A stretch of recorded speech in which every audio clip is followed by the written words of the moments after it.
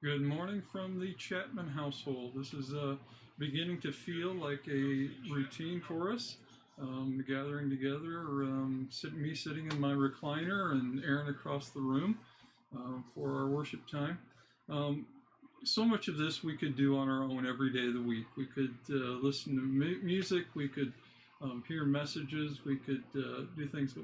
But the thing that we can't do, the thing that makes our time so important, is the togetherness time, which is one of the reasons why we have tried to include things that keep us engaged.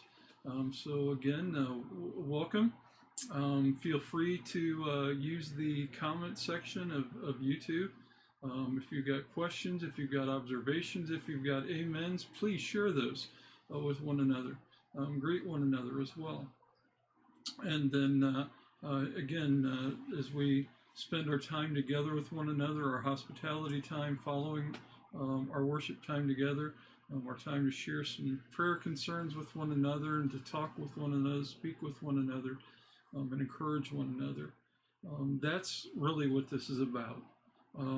For again, we could do so much of worship on our own, but it's that time where we do the one another stuff with one another that makes this time so important for us.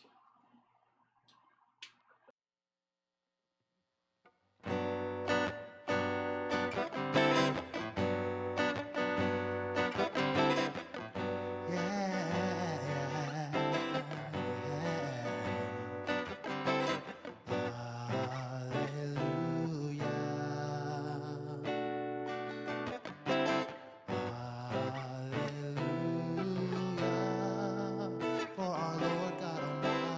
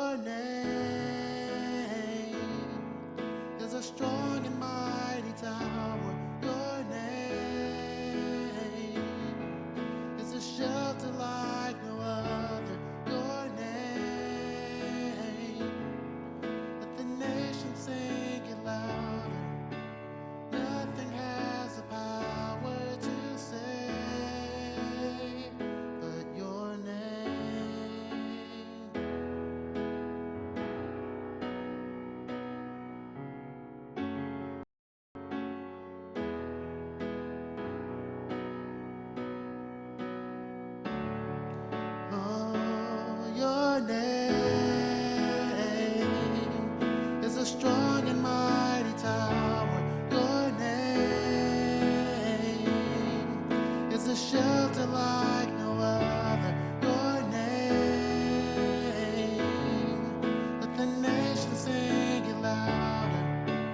Nothing has the power to save but your name.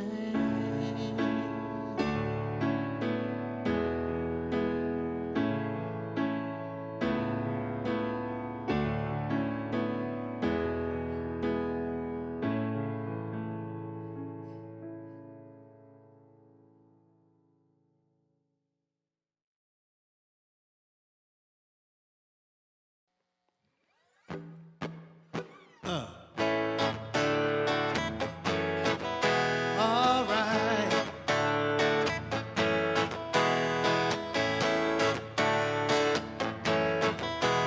Yeah, yeah, yeah, yeah, yeah. I'm trading my sorrows.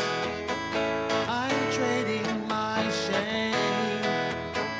I'm laying them down for the joy of the Lord. I'm trading my sickness. I'm trading my pain. I'm laying them down for the joy of the Lord. That's why we say, yes, Lord, yes, Lord, yes, yes, Lord. Yes, Lord, yes, Lord, yes, yes, Lord. Yes, Lord, yes, Lord, yes, yes, Lord, amen. Listen to me now. I'm pressed but not crushed, persecuted, not abandoned, struck down but not destroyed. I am blessed beyond the curse. His promise will endure. His joy is gonna be my strength. Though the sorrow may last for the night, joy comes in the morning. Joy in the morning. I'm trading my sorrows. I'm trading my shame. I'm laying them down for the joy of the Lord. Oh, yes, I am. I'm trading my sickness. I'm trading my pain. I'm laying them down for the joy of the Lord. That's why we say, yes, Lord, yes, Lord, yes, yes, Lord. Yes, Lord, yes, Lord, yes, yes, Lord. Yes, Lord, yes, Lord, yes, yes, Lord, amen. One more time we say, yes, Lord, yes, Lord, yes, yes, Lord. Yes, Lord, yes, Lord, yes, yes, Lord. Yes, Lord, yes, Lord, yes, yes, Lord, amen. Lord, amen. Lord, amen. Lord, amen. Lord, amen.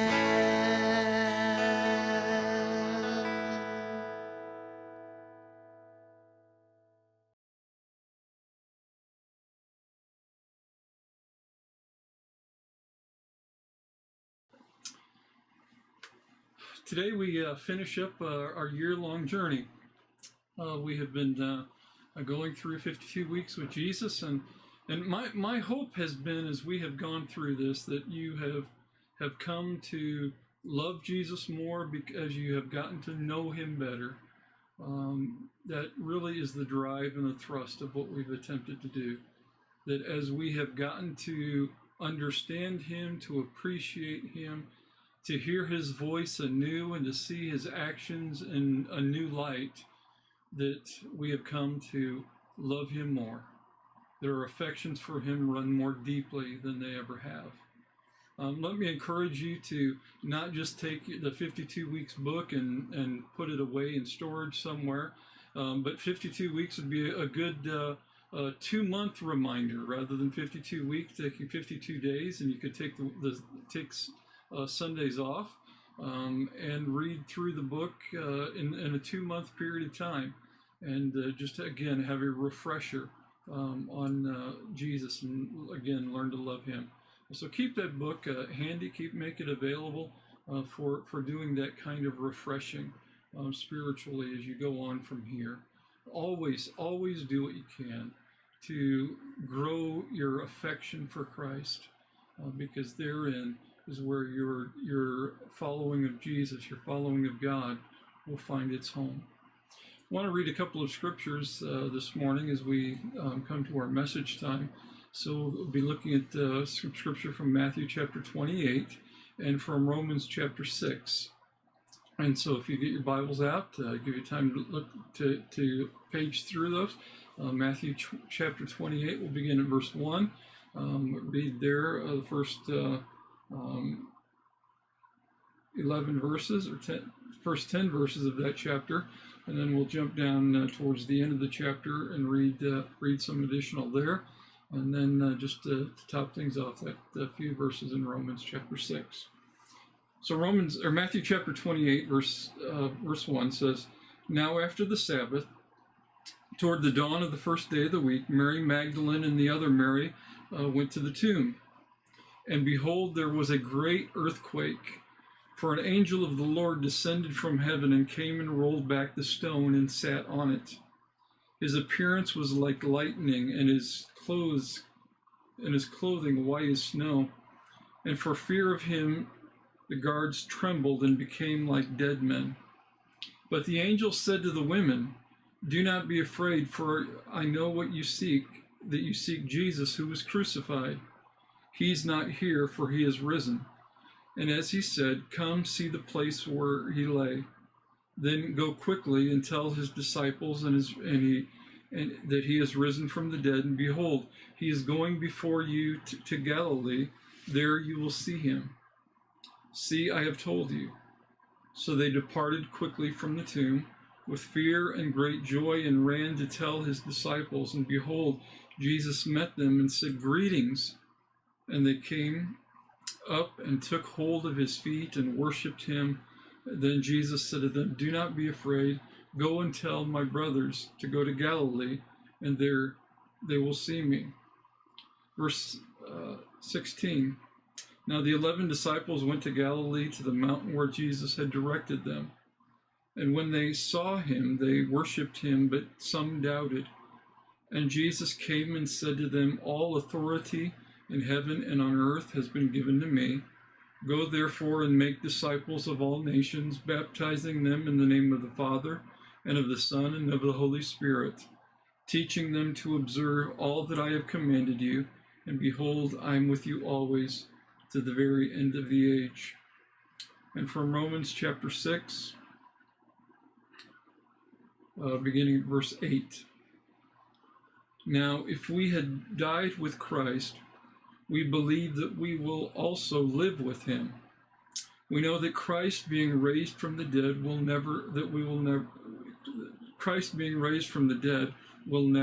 never die again.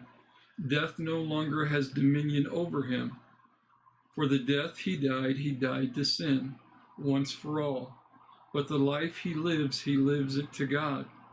So also, we must consider yourselves dead to sin and alive to God in Christ Jesus." Many times when we come to the resurrection season, I'd like to do 2 messages that focus on Easter and resurrection. Usually the first one, like last week, is a emphasis on Jesus' resurrection. It says that Jesus has come forth from the grave, that Jesus is now victor over sin, and that Jesus that validates God's claim on him, that proves that God is faithful. But sometimes we get lost in that, and resurrection, Easter becomes a theological thing. And so one of the things I like to do is take a second Sunday and talk about our resurrection. Now, when we talk about our resurrection, sometimes what we do is we think in terms of our pending resurrection, that someday we will pass from this earth, we will die, and we will be buried in somewhere, and then Jesus will return. And at that point, we will be resurrected and be in eternity with him. However, what that does is it fails to really address, really come to understand that the resurrection has already occurred. The resurrection isn't something that occurs in some mystical hereafter. Resurrection is a reality that we live in when we are in Christ. That's the point of what Paul was saying in Romans, that we died in sin and we live in Christ, that now our dominion is to be in that place of resurrected life.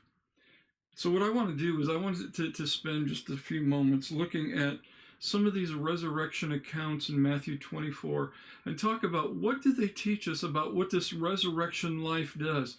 Not so much about the resurrection of Jesus, but what is the immediate difference that resurrection makes on the lives of the people who are committed to him? What difference does resurrection living make to his followers? How do we live that out? What difference does that Jesus is no longer in the grave make in us as we live in him? And so what I want to talk about is really he lives and we live. He has resurrected. He sits at God's throne. And because of his resurrection, we are alive. And what does that look like? Well, the first thing that it looks like is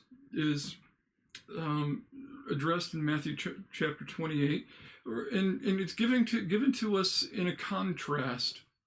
That here the tomb is the tomb there, and the earthquake happens, and an angel comes down, and the soldiers there that guard the tomb, who have been set aside to protect against grave robbery that might have occurred with the disciples trying to take the body of Jesus, are shaken to the point of fear that they are like dead men.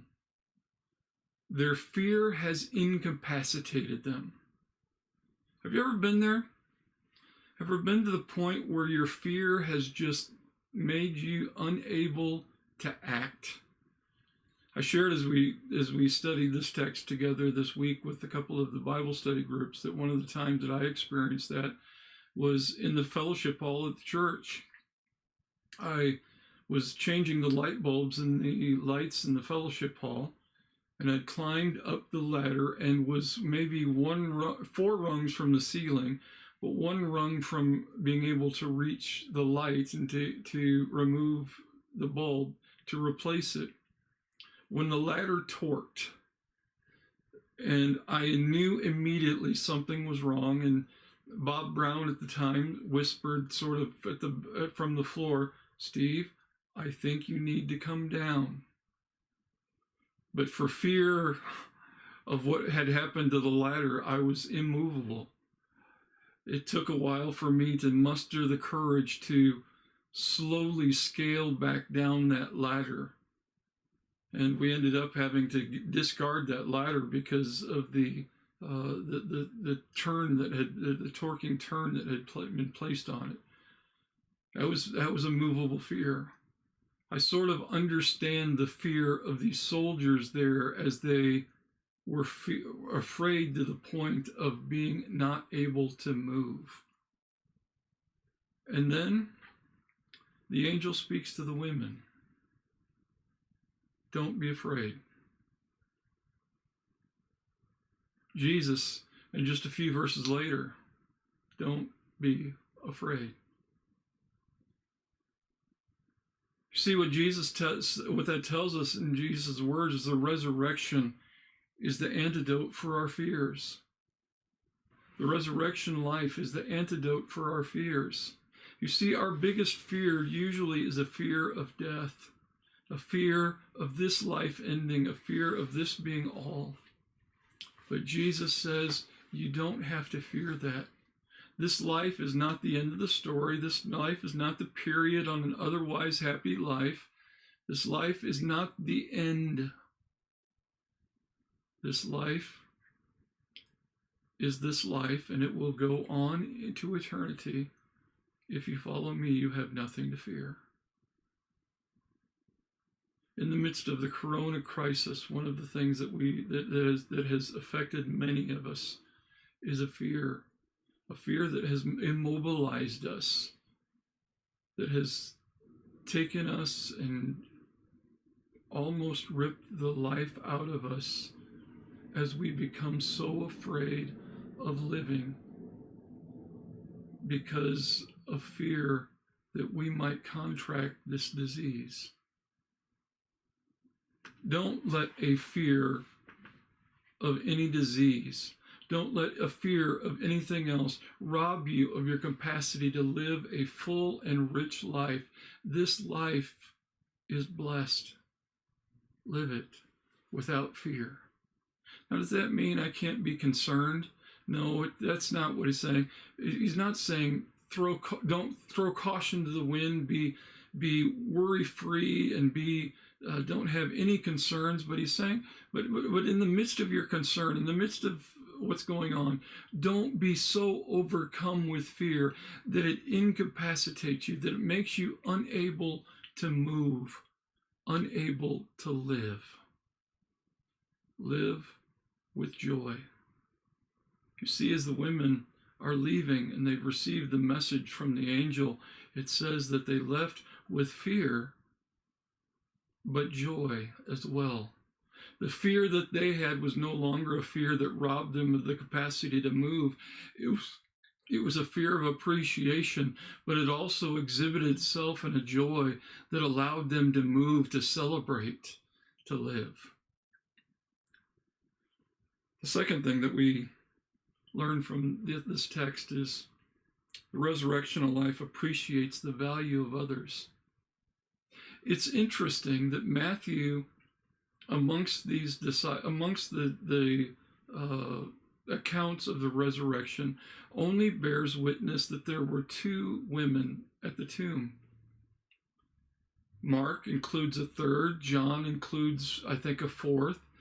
But I think the total number of people there were up to 5 women that were there, if you take the different accounts. And Matthew's only concerned that there's 2. Why is that? Well, I think it has to do with something from the Old Testament that says that witness must be given by 2 or 3. And so Matthew provides the legal number for accountable witnesses. Except in the Old Testament, a woman couldn't be a legal witness, for her testimony was considered invalid, untrustworthy.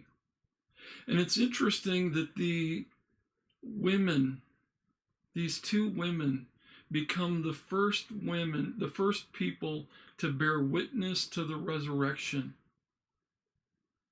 The legal number is qualified, and Jesus says, "You are my witnesses. Go and tell the disciples. Tell them that I'm no longer dead." He frees women up in that case to accept responsibility to do more within the body of Christ than had ever been allowed for them to do within Judaism. It frees them up to become witnesses of his, gospel testimony people of his, to be people who share the word, who reach others with the gospel. Oh, there's other ways that we've not just or we've excluded not just women, but children or people of color or people of certain economic groups.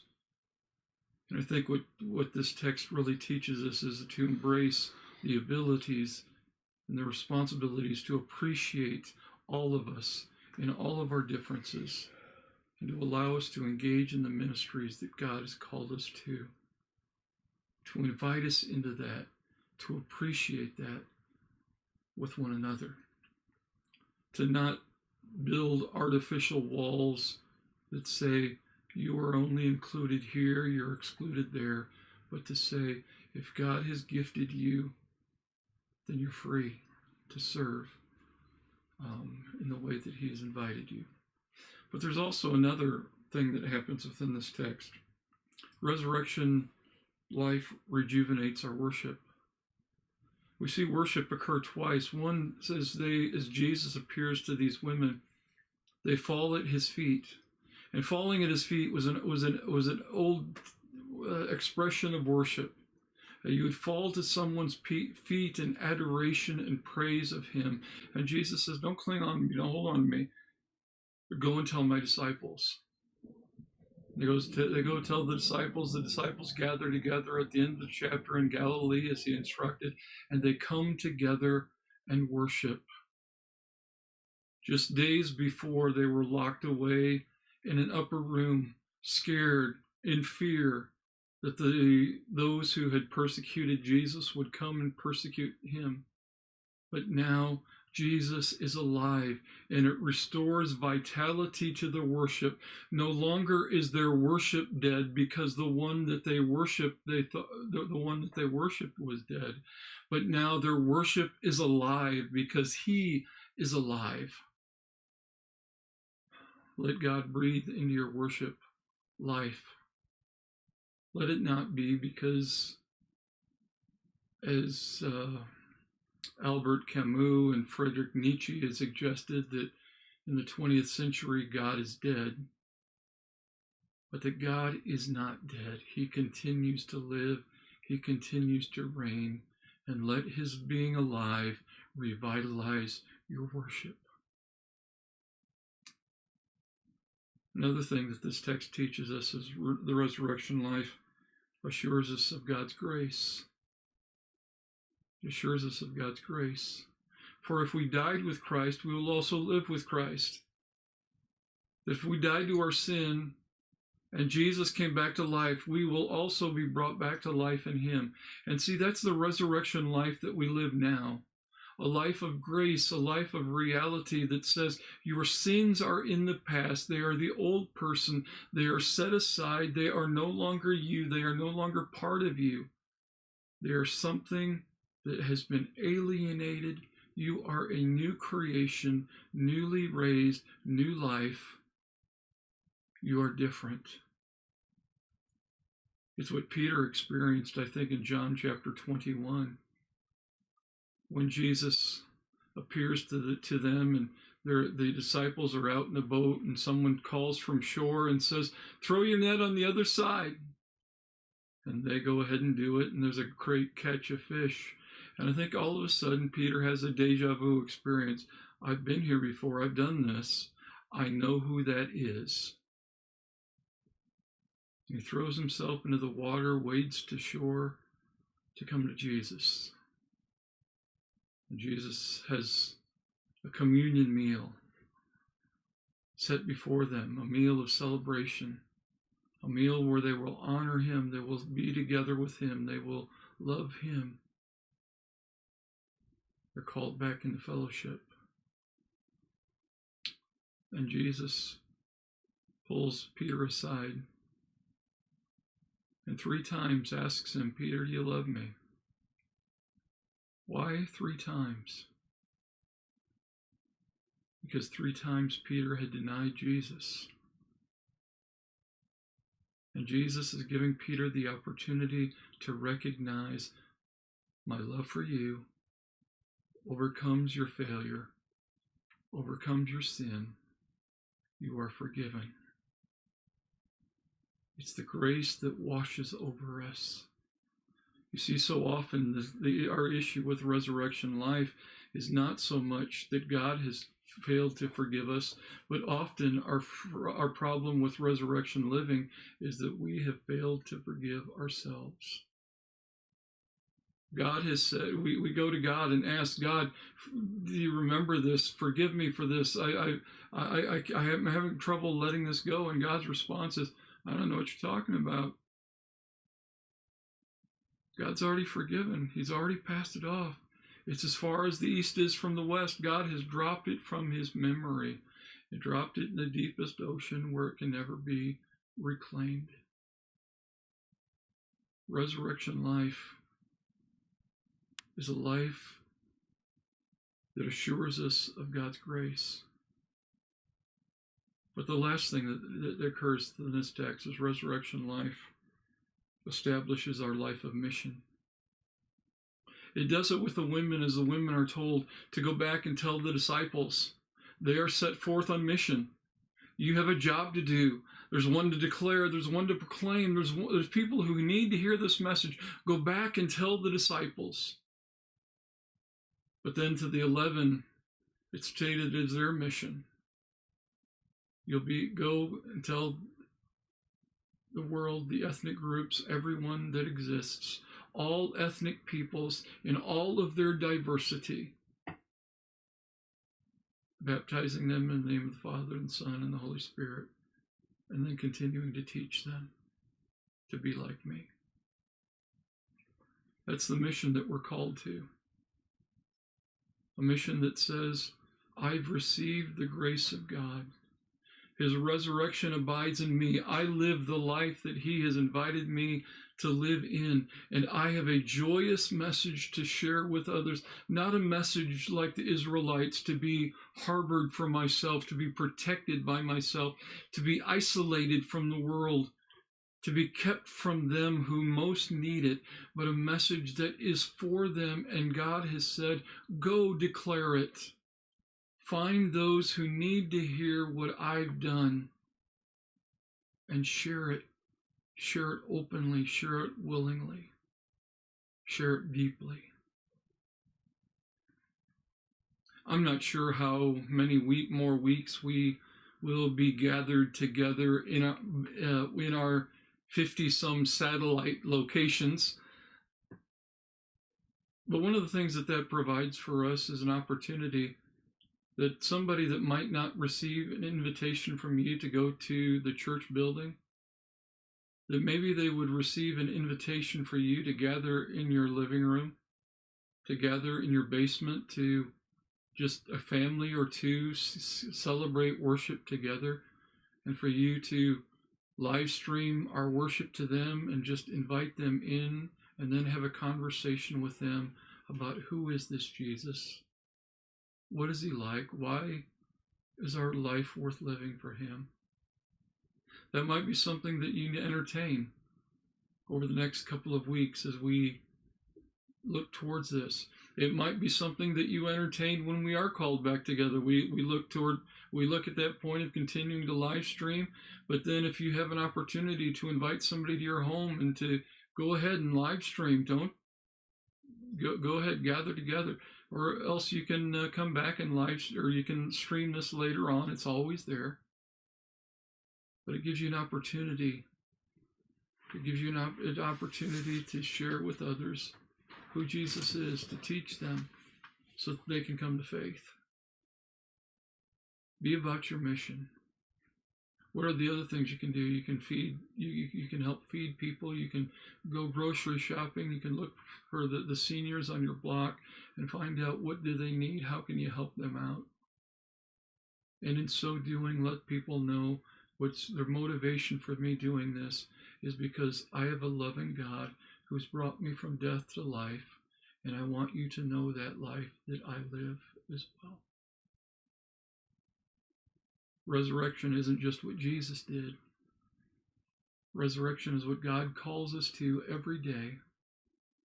A resurrection that overcomes our fears. A resurrection that appreciates others who are different from us.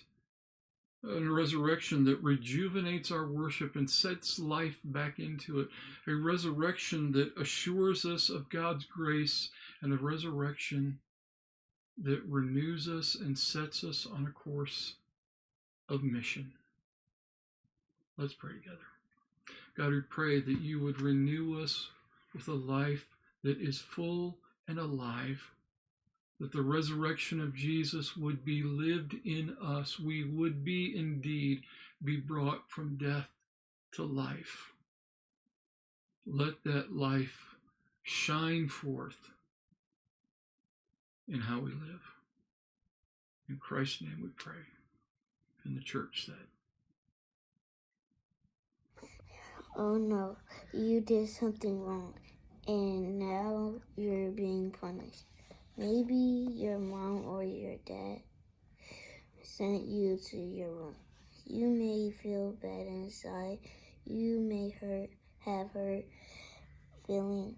You might not want to talk to your parents right away, but soon you will want to be forgiven. When your parents finally tell you to come out of your room, you might even want a hug.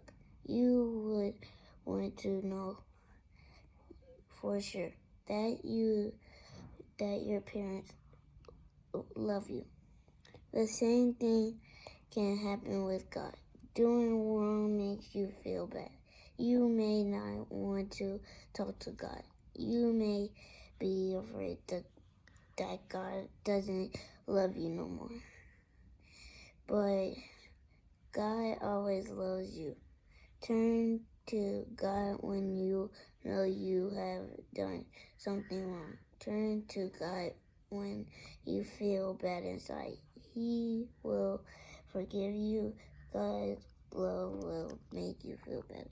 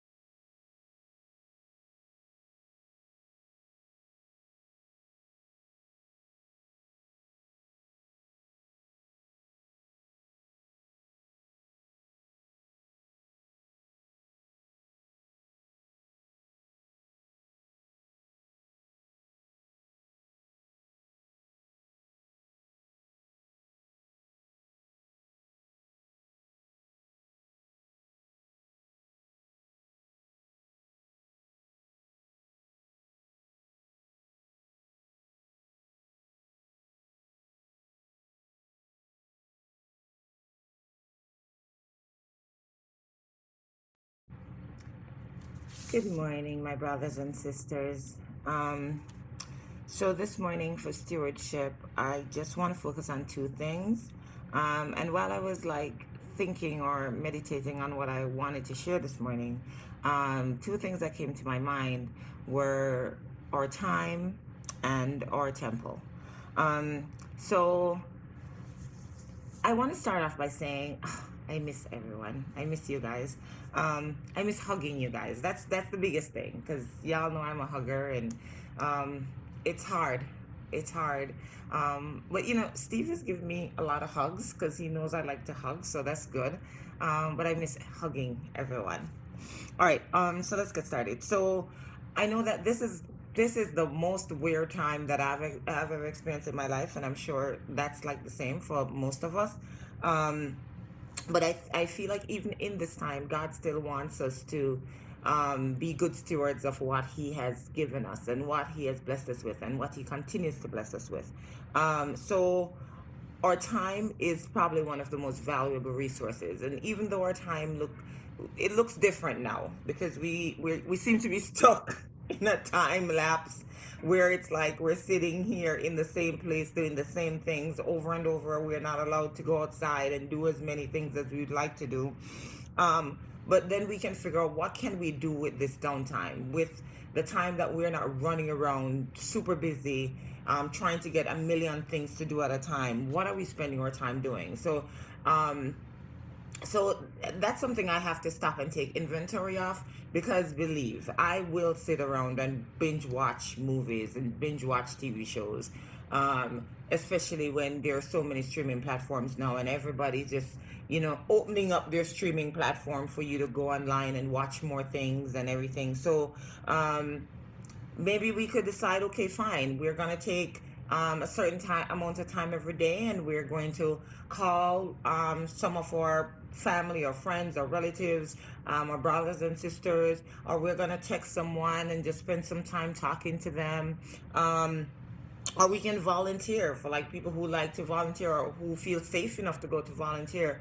One of my colleagues at work, she was so excited to tell me that she got the opportunity to go and volunteer at a hospital, to be a translator, for people who are here, older people, she was saying, who are here who speak a different language. So she can speak French and Spanish and Italian. And so they asked her to come in and translate for the doctors and translate back to the patients. And I was talking to her last night, and she said that was probably one of the most rewarding things she has ever done in her life. And she's done a lot.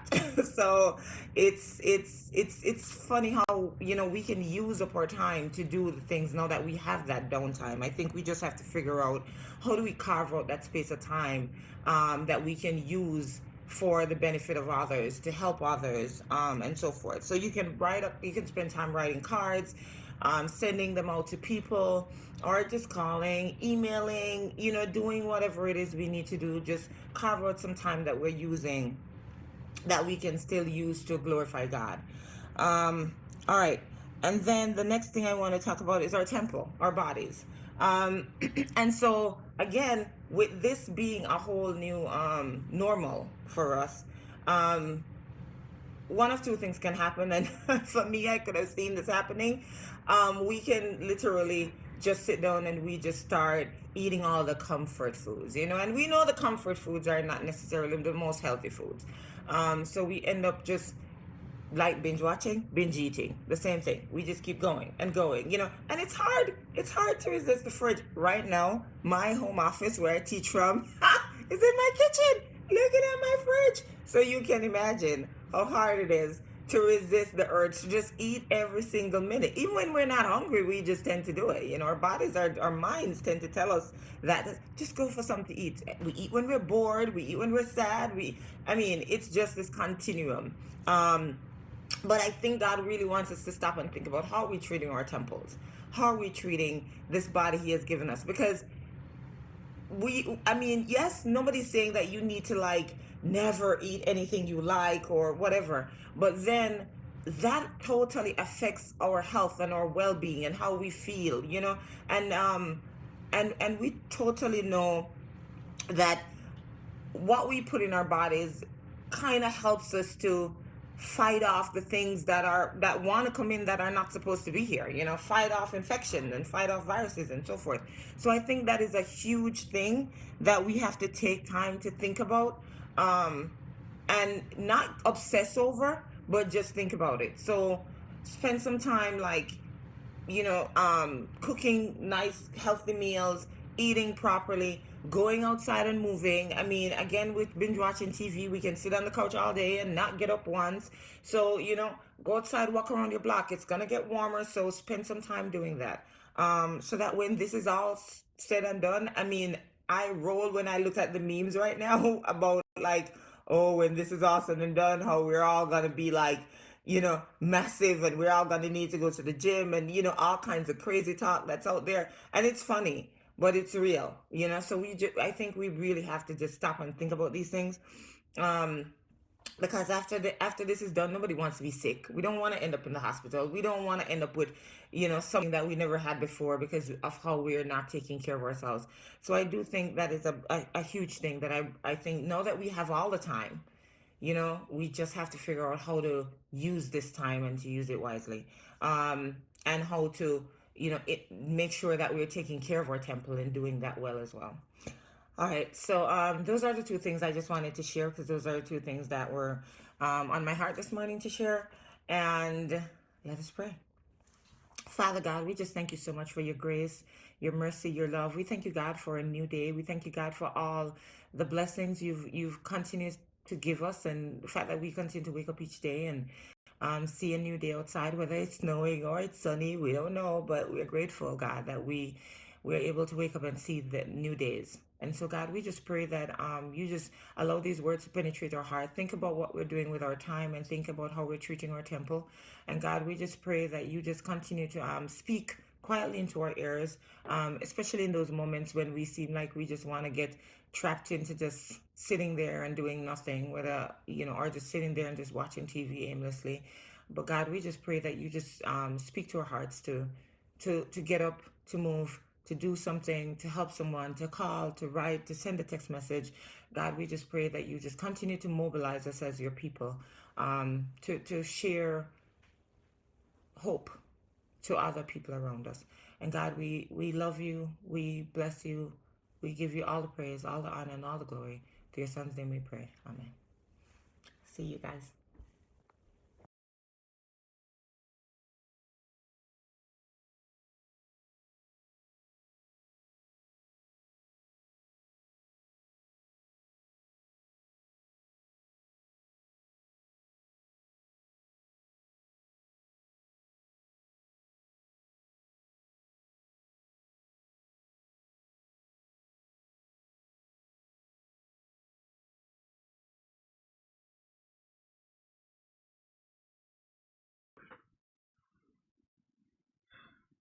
Want to invite you to join us for our time of hospitality. Again, we'll be gathering together in a Zoom room. We're still trying to figure out how to do connection groups in there. I have not been able to figure that out yet, but that's a plan that we are still working on, and perhaps by next week we will be able to gather together in our connection group environments to have some time of sharing in those smaller groups. Still trying to work on that, but that opportunity for us to meet in hospitality, to see one another, not just those who are part of this worship, but to see one another, to share with one another our prayer concerns and what's going on with us, to give each other some updates. I know that you guys appreciate that, and that is a vital part of what we're doing. Again, that's the one another stuff that makes our gathering together so important, that does what we can't do on our own. And so I want to invite you to gather with that. Check your email for the link to that, and that will be able to allow you to enter the room. As well, I want to let you know, again, today was the end of 52 weeks with Jesus. Next week, we're going to take a bit of a detour that will take us for several weeks. We're looking at some point beginning a message series through the book of Romans, but I don't want to begin that until we're able to gather together and worship together with one another, because of the importance of that study together. And so what we're looking at in the meantime is doing a series. The teaching team, members of the teaching team have agreed to each of them take a week and share what God has been teaching them as we've been going through this current crisis. A message series, God's Word for such a time as this. And each message will focus on a statement that God would make to us, a statement like, I've got this, or I've got something to teach you, or something like that expresses what God has been doing in their life, how God's been operating in the midst of this crisis. And then what we'll do is spend some time interviewing, sharing together.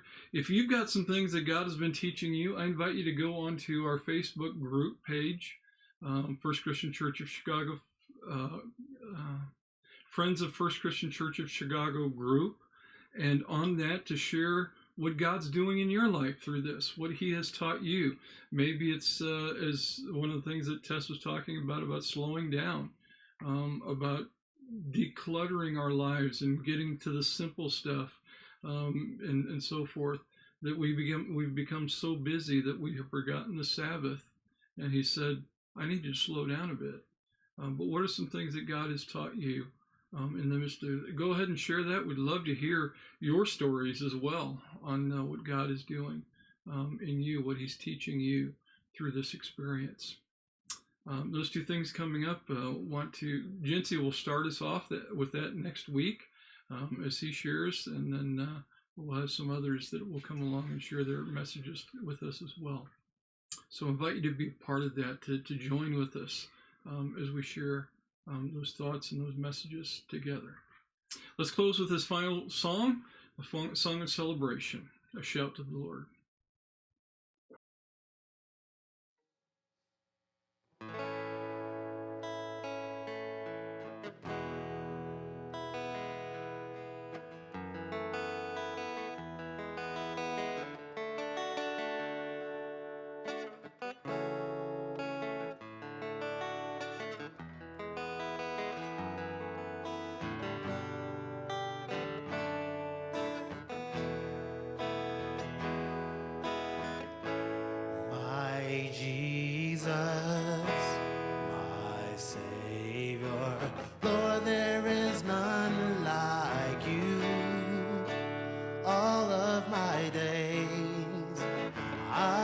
want to praise the wonders of your mighty love.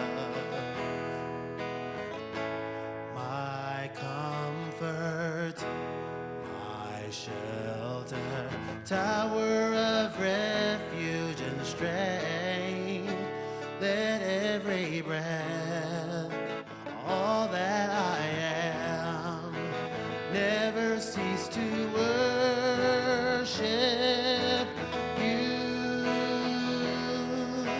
Shout to the Lord, all the earth, let us sing. Power and majesty, praise to the King. Mountains bow down and the seas will roar at the sound of your name. I sing for joy at the works of your hands. Forever I'll love you, forever I'll stand. Nothing compares to the promise I have in you.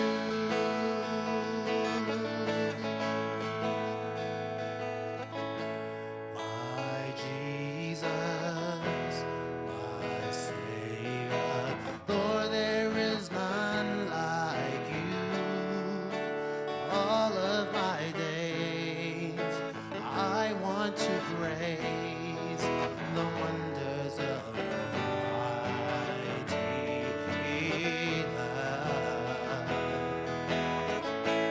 My comfort, my shelter, tower of refuge and strength. Let every breath, all that I am, never cease to worship you. Shout to the Lord, all the earth, let us sing.